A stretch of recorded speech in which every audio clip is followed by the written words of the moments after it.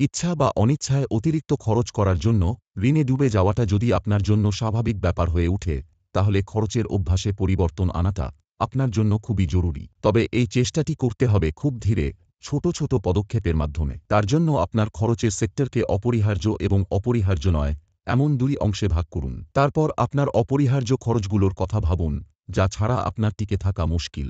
অপরিকল্পিতভাবে কেনাকাটা না করে একটি সাপ্তাহিক পরিকল্পনা করে ছুটির দিনে ঠান্ডা মাথায় কেনাকাটা করুন। এতে ঝোঁকের মাথায় অপ্রয়োজনীয় জিনিস কেনাকাটার সম্ভাবনা অনেকটাই কমবে। এবার অপরিহার্য নয় এমন অন্যান্য জিনিসের কথা চিন্তা করুন, যেমন অতিরিক্ত জামা কাপড়, জুতা, বাইরে খাওয়া দাওয়া, মেকআপের জিনিস, নানান রকমের কফি, স্ন্যাক্স ইত্যাদি। এগুলোর অনেক খরচই আপনি চাইলেই কমাতে পারেন। এর জন্য কিছু কেনার আগে প্রতিবার নিজেকে জিজ্ঞেস করুন, এটা সত্যিই আপনার দরকার কিনা, আপনি এই জিনিসটা হুজুগের মাথায় কিনছেন কিনা। কারণ অনেক সময়ই আমরা সোশ্যাল মিডিয়ায় বেশি সময় কাটানোর ফলে কোনো একটা পণ্য দেখতে দেখতে সেটাতে ক্লিক করে অর্ডার করে ফেলি। এবার কথা বলি আপনার বিনোদন এবং আবেগের সাথে জড়িত খরচের খাতগুলো নিয়ে, যেমন বন্ধুদের সাথে ঘুরতে যাওয়ার প্ল্যান, বিভিন্ন মিউজিক বা মুভির জন্য একাধিক সাবস্ক্রিপশন কেনা, খেলাধুলা, থিয়েটার, কমেডি শো ইত্যাদি। আপনার সম্ভবত মনে হবে বেশিরভাগ জিনিসই আপনার আবেগ বা ভালো লাগার সাথে সম্পর্কিত, কারণ এই সবকিছুই আপনাকে আনন্দ দেয়। কিন্তু জাপানিজ কাইজেন পদ্ধতি ব্যবহার করে খুব সহজেই অথচ সামর্থ্যের মধ্যে আপনি আপনার জীবনটা উপভোগ করতে পারেন। এখন প্রশ্ন হচ্ছে, কাইজেন মানে এখানে কি বোঝানো হয়েছে? কাইজেন মানে হচ্ছে অল্প অল্প করে নিজের অভ্যেস ডেভেলপ করা এবং নিজের উন্নতি করা। এই অভ্যেস বিড়ালের পায়ের মতো নিঃশব্দে আপনার জীবনকে গুছিয়ে তুলবে, যা আপনি টেরও পাবেন না।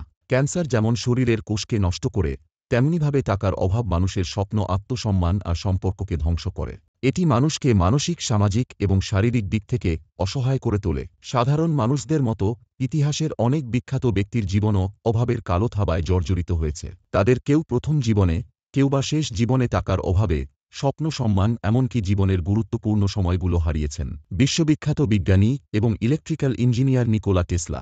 বিজ্ঞানের ইতিহাসে নিকোলা টেসলা ছিলেন একজন কিংবদন্তি, কিন্তু তার জীবনও শেষ হয়েছিল টাকার অভাবে। তিনি তার অসাধারণ উদ্ভাবনের জন্য যথেষ্ট স্বীকৃতি পেলেও জীবনের শেষ দিনগুলোতে তিনি ছিলেন অসহায় এবং একটি ছোট হোটেলের ঘরে একা এবং নিঃস্ব অবস্থায় মারা যান। তার উদ্ভাবনগুলো বিশ্বের পরিবর্তন আনলেও টাকার অভাবে তিনি কখনো নিজের যথাযোগ্য সম্মান পাননি। চার্লি চ্যাপলিন, একজন কিংবদন্তি ব্রিটিশ অভিনেতা, কমেডিয়ান এবং চলচ্চিত্র নির্মাতা। চার্লি চ্যাপলিন যখন রাস্তায় পারফর্ম করতেন, তখন তিনি বুঝেছিলেন হাসি দিয়ে মানুষের মন জয় করা সহজ হলেও সেই হাসির পেছনে অর্থের প্রয়োজন। দারিদ্র্যের সঙ্গে লড়াই করতে করতে তিনি উপলব্ধি করেছিলেন টাকা একটা অদৃশ্য ঈশ্বরের মতো, যে সৃষ্টিশীলতা ও জীবনকে চালিয়ে নিতে গুরুত্বপূর্ণ ভূমিকা পালন করে। হেনরি ডেভিড থরো, যিনি লেখক ও দার্শনিক ছিলেন, জীবদ্দশায় তার অনেক লেখা প্রকাশিত হয়নি শুধুমাত্র প্রকাশনার খরচ বহন করতে না পারার কারণে। তিনি তার জীবনে যা কিছু হারিয়েছেন তার পেছনে ছিল একমাত্র এই টাকার সংকট। ভিনসেন্ট ভ্যান গগ, যদিও তিনি একজন প্রতিভাবান শিল্পী ছিলেন,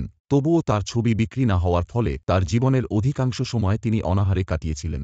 দ্য র্যাভেন কবিতার স্রষ্টা এডগার অ্যালান পো ছিলেন সাহিত্য জগতের অন্যতম শ্রেষ্ঠ নাম, তবে টাকার অভাবে তিনি তার অনেক লেখায় প্রকাশ করার সুযোগ পাননি এবং মৃত্যুর সময় তিনি নিঃস্ব অবস্থায় ছিলেন। তার জীবন প্রমাণ করে প্রতিভা থাকা সত্ত্বেও টাকার অভাব মানুষকে কতটা দুর্বল করে দিতে পারে। বিশ্বখ্যাত নাট্যকার ও কবি অস্কার ওয়াইল্ড নিজের জীবনের শেষ দিকে টাকার অভাবে জেলে যান। তার প্রতিভা থাকা সত্ত্বেও টাকার অভাব এবং সমাজের চাপ তার জীবন ধ্বংস করে দেয়। পপের রাজা মাইকেল জ্যাকসন তার জীবনের শেষ দিকে এমন পর্যায়ে পৌঁছেছিলেন তিনি নিজের চিকিৎসা পর্যন্ত নিয়মিতভাবে করাতে পারতেন না। টাকাকে দ্বিতীয় ঈশ্বর বলা হয় কেন?